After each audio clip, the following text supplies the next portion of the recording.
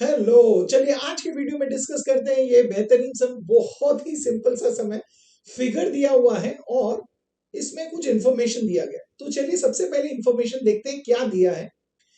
यहाँ पे बोला गया है दैट इन ट्रायंगल PQR हमें कुछ लेंथ दिए गए हैं। देखिए क्या दिया है, PM का लेंथ है 15, PQ का लेंथ है 25 और हमें दिया गया है PR का लेंथ है 20 और NR की लेंथ दी गई है 8 और हमें बोला गया है straight whether line NM is parallel to side QR।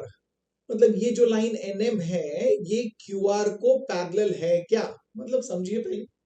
सो इस ट्राइंगल में हमें एक लाइन एक साइड को पैरेलल है क्या ये जानना है। हमें पता है ट्राइंगल में एक साइड को लाइन पैरेलल कब होगा, अगर रेशियोज इक्वल होंगे। तो कौन से रेशियोज, दोनों साइड्स पे जो रेशियोज है। तो अब ये लाइन NM जो है वो PR को इंटरसेक्ट कर रहा है N पे, तो यहाँ पे कौन से रेशियोज बन रहे हैं, PN अपॉन NR। और यही लाइन PQ को इंटरसेक्ट कर रहा है at point M, that means वहां पे जो रेशियो है वो होगा PM upon MQ। That means अगर हमें PN upon NR ratio equal to PM upon MQ, इस रेशियो को इक्वल मिला तो हम बोल सकते हैं कि ये लाइन पैरेलल है ना।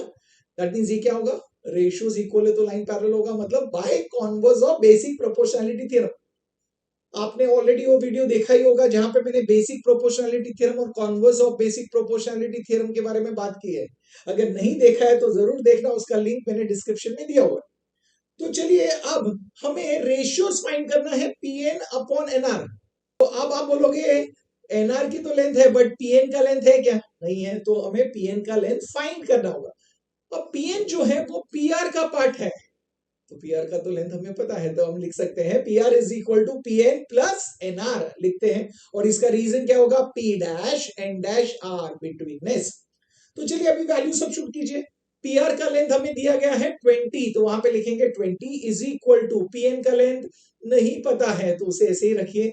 NR का लेंथ हमें पता है 8 है, तो अब कैसे सॉल्व करेंगे।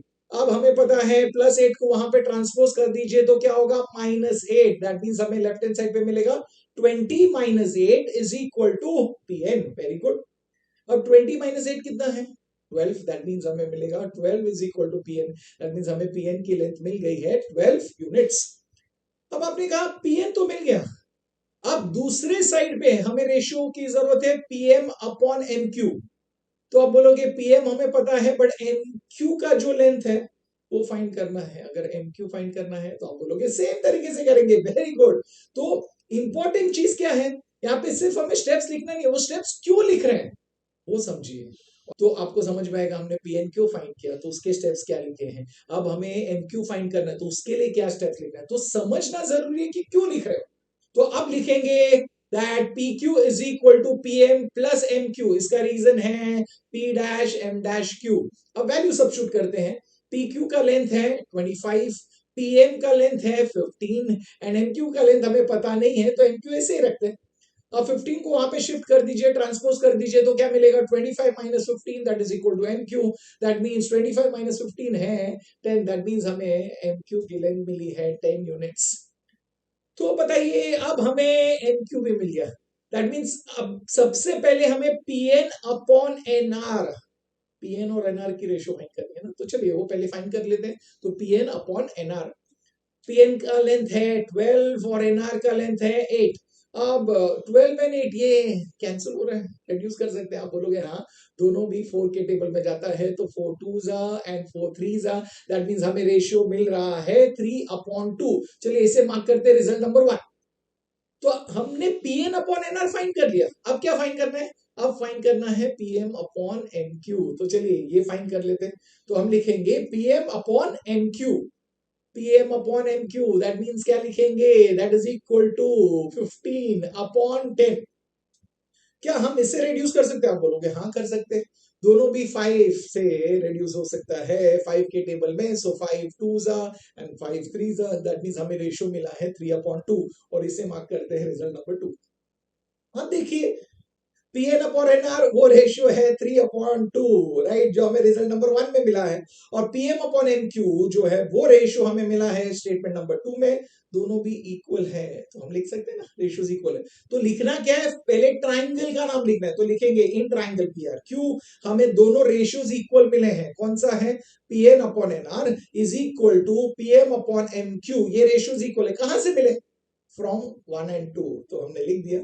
और अगर ये रेशियोज इक्वल है तो हम बोल सकते हैं कि लाइन पैरेलल है इस साइड को, तो हम लिख सकते हैं therefore segment NM is parallel to side QR। और ये पैरेलल क्यों है, रीजन इंपॉर्टेंट है, वो रीजन लिखिए। क्या रीजन है, it is by, you know that it is by converse of basic proportionality theorem. अब बताइए, सम इजी था।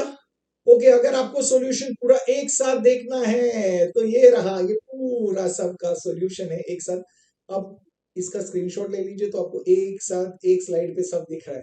अब मुझे बताइए, इजी था, अब बहुत ही सिंपल सम था, बट ये समझना जरूरी है कि हम ये स्टेप्स क्यों कर रहे हैं। सिर्फ मैंने कहा करके आपको नहीं सॉल्व करना है, समझना जरूरी है, तो आपको बहुत इजी लगे और कोई भी सम आप खुद ब खुद कर सकते हो। अब बहुत सिंपल है, अच्छा भी लगा है तो वीडियो को लाइक कीजिए। और ये जो मैं पैटर्न बता रहा हूं, ये पैटर्न से आप समझ रहे हो ना, अच्छा भी लग रहा है तो आपके फ्रेंड्स के साथ शेयर कीजिए। चैनल को तो सब्सक्राइब किया ही होगा, अगर नहीं किया है तो अब कर लीजिए। और हम मिलेंगे नेक्स्ट वीडियो में और एक बेहतरीन सब के साथ। Till then, keep learning, keep smiling, and keep sharing.